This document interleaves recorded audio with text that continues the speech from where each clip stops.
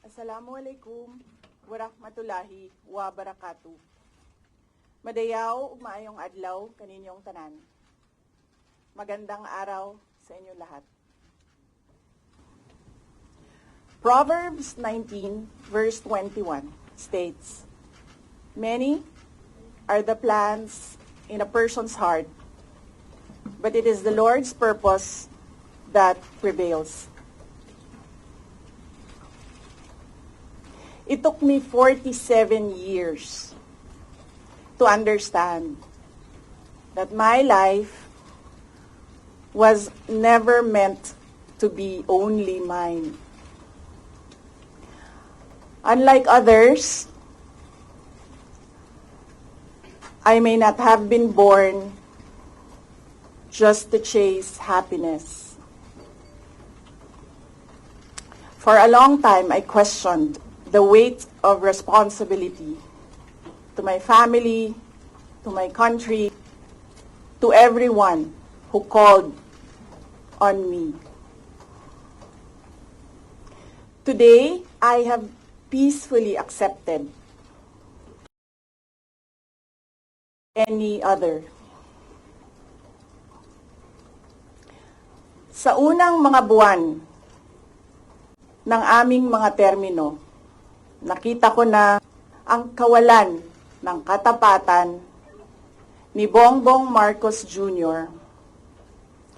sa mga pangakong binitawan noong kampanya. Pati na sa kanyang sinumpaang tungkol sa bayan. Dahil hindi ko kinaya na maging bahagi ng 2025 national budget na tadtad ng katiwalian. Pinili kong umalis sa kabinete kahit alam ko na mula pa noong 2023 na ang magiging kapalit ay ang aking impeachment. Mga kababayan, humihingi ako ng paumanhin.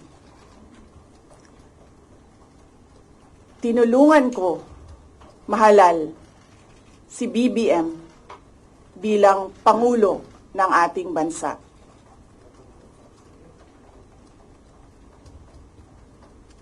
Patawad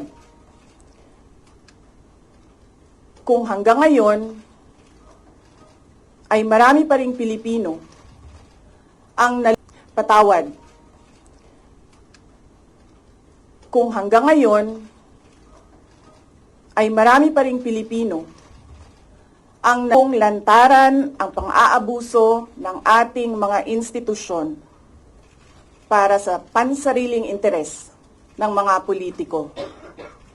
Ang pang-aabuso ng ating mga institusyon para sa pansariling interes ng mga politiko. Patawad ang kita ng bawat pamilya. Patawad kung wala man lang bawat pamilya. Patawad kung wala man lang tayong tunay nagkakasakit at binabawian bigla ng buhay dahil sa kakulangan ng maayos at epektibong healthcare system. Hindi ako kailanman natakot sa pagsira nila sa pangalan ko. Ngunit, may takot ako para sa ating mga anak. May takot ako para sa susunod na henerasyon.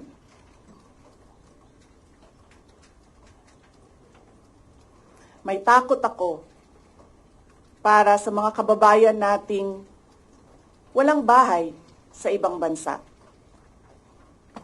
walang pangalawang pasaporte, walang ibang matatakbuhan kundi ang Pilipinas. Kahit ito'y patuloy na nalulugmok sa kahirapan. Na ako'y kahadlok, nga moabot ang adlaw na dawaton na lang nato ang kapobrihon isip kapalaran. Nga maanad na ta sa sayop, nga mawad-an na lang ta og paglaom. Ug labaw sa tanan na ako'y kahadlok,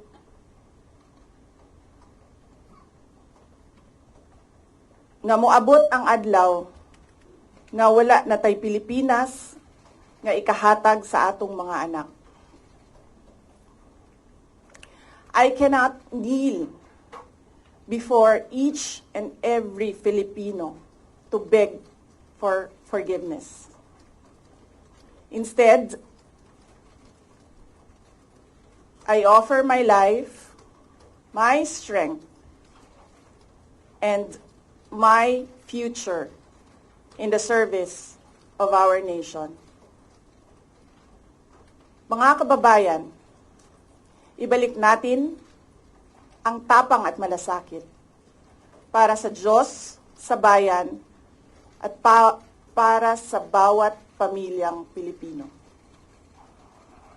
Ako si Sara Duterte, tatakbo bilang Pangulo ng Pilipinas. Syukran. Any questions? First question. Next time na ang question. Oh. Thank you. Okay. Good morning. Iniwan ko kay JC yung kabuuan ng speech.